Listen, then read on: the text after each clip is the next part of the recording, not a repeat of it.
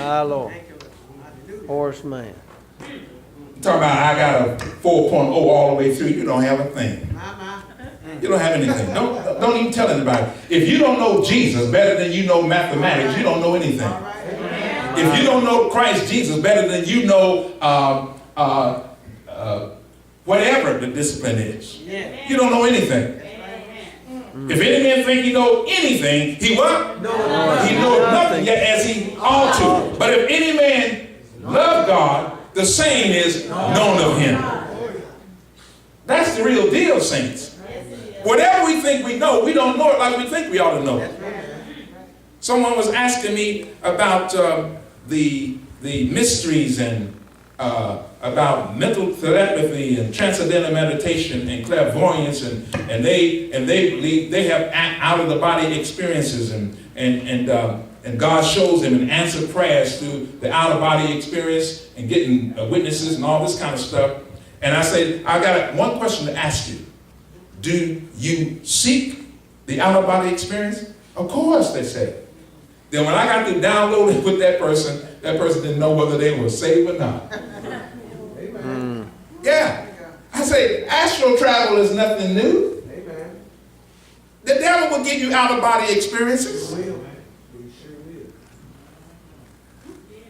But if you read the track we put together on the 8 dimensions of the human spirit, the last dimension is the release of the spirit. And it's by God. And I read the scripture to this particular person that told me about them having out-of-body experience. I said, now Paul was, get this, called up to the third heaven in the body or out of the body. I cannot tell. God knoweth. Such a one caught up to paradise and heard words that were unlawful for a man to utter. If you have an out-of-body experience, you're not to be talking about it. Amen.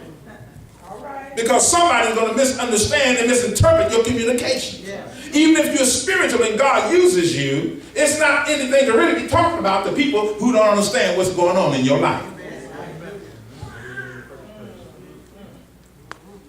God, he does that kind of thing, but the devil can too.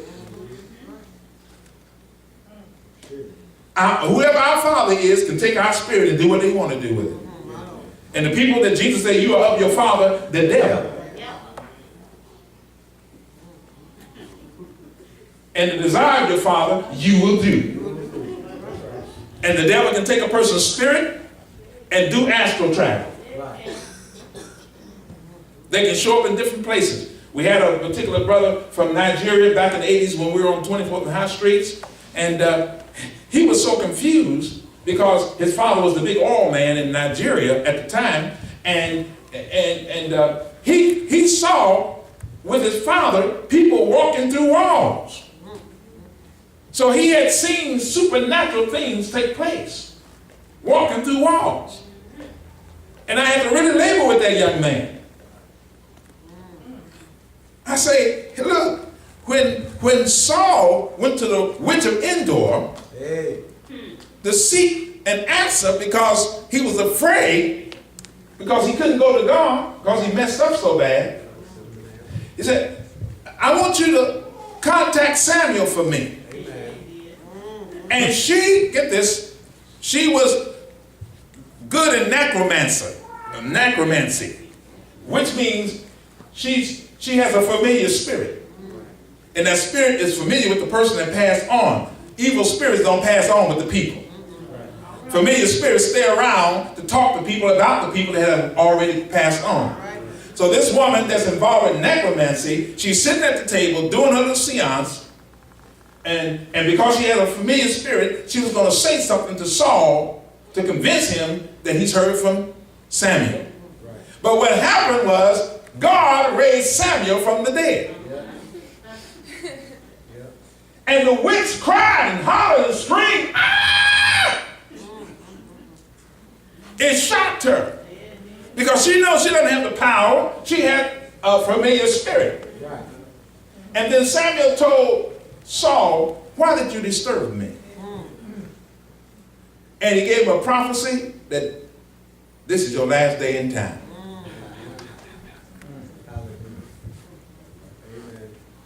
So there are a lot of things that go on in people's lives that I told the person, I said, now look, what you need to do is back off of all that stuff. Amen.